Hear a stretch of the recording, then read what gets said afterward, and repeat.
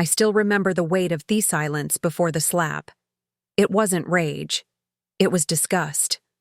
Pure, cold disgust. My daughter stood there trembling, her head half-shaved, her tears mixing with the fine strands of hair scattered across the marble floor. My sister was laughing, a sharp, ugly sound that scraped against the inside of my skull. "It's just a joke," she said. I didn't speak. I just looked at her, looked until she fidgeted. Then my hand moved, calm, deliberate, and the sound of the slap cracked through the air like a gunshot. Mom gasped. Then came her words, venom-coated, whispered through clenched teeth. "Bastard child." It wasn't the first time she'd called me that, but it was the last time she said it without trembling. I turned, took my daughter's hand, and walked out of that house. Behind me, their laughter faltered in tossilence. That night, as I held my little girl while she slept, I made a promise. Not out loud, but deep inside, where rage becomes strategy. No one humiliates my blood and walks away smiling. When I was younger, that same house felt like warmth. My sister and I inseparable. She'd braid my hair, steal my clothes, finish my sentences. I was the quietone. She was the storm. And somehow, I always believed her chaos came from love. Even when I caught her lying to Mom, to friends, to me, I forgave. Even when she flirted with my fiancé at my engagement, I laughed it off. Even when she told people I was adopted, I stayed silent. Silence. That was my sin. But silence, I've learned, can also be a weapon. It started small. After my father died, I took over his business, the family property, the factories, the accounts. I shared it all 50-50. But greed is a strange thing.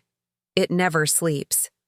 I noticed it when vendors started calling me about unpaid dues, when files went missing, when signatures appeared. Mine, but not mine. She wasophoning money slowly, carefully, and every time I asked, she smiled that same innocent smile. "You're overworked by," she'd say. "Maybe you're just forgetting things." The audacity almost impressed me. I didn't confront her. Not yet. Instead, I played the fool she thought I was. I documented everything. Every forged signature. Every transaction, every message she sent to my accountant behind my back. Then, I rewired the trap. I made sure every illegal transfer she made landed in an account that traced back to her name, her ID, her phone number, and then I waited. The party was perfect. Mom's 60th birthday. The same house, the same people, the same lauder that once made me feel small. I stood there watching her move through the crowd like she owned it all. Her husband bragging about their recent success. Her fake smile hiding the cracks I'd carved beneath her feet. Then came the moment the police arrived. I didn't look at her when they called her name. Didn't flinch when they said financial fraud. Didn't move when she turned to me, eyes wide with disbelief, whispering, "You did this." I simply adjusted my cufflinks. "Just a joke," I said.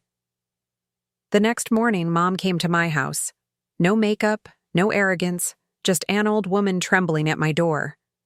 "Please," she said, "give your sister a way to live." For a moment, I saw her, not as the mother who cursed me, but as the woman who once brushed my hair before school. For a moment, I wanted to forgive. But then I remembered my daughter's shaved head, her broken voice whispering, "Why did they do that, Tome?" I looked Mom in the eye. "She'll live," I said, "just not the way she used to." I walked away before she could see the flicker of mercy that almost ruined everything. They froze her accounts that week. The media tore her reputation apart. Her husband left. Her friends disappeared. And me? I didn't gloat. Didn't celebrate. I simply went to the office every morning, same as always, because real revenge isn't about the noise. It's about the silence that follows. I never spoke to her again. Didn't answer her calls from prison. Didn't visit. But one day, I received a letter, No apology, no remorse, just a line scribbled in shaky handwriting. You took everything from me. I smiled, because she was wrong. I didn't take anything. I just showed her who it truly belonged to. My daughter laughs freely now. Her hair has grown back. Thick, beautiful, defiant. When she looks in the mirror, she doesn't see a victim. She sees her father's reflection in her eyes. Steady, patient, unbreakable. Sometimes when I tuck her in, I think about that day. About how betrayal can cut deeper when it comes with a smile, and how justice, when served cold, doesn't need witnesses. People think revenge changes you. They're right. It sharpens you. I used to believe family meant unconditional love. Now I know it means boundaries carved in steel. And when my sister's sentence was announced 8 years, I didn't feel triumph. I felt peace because in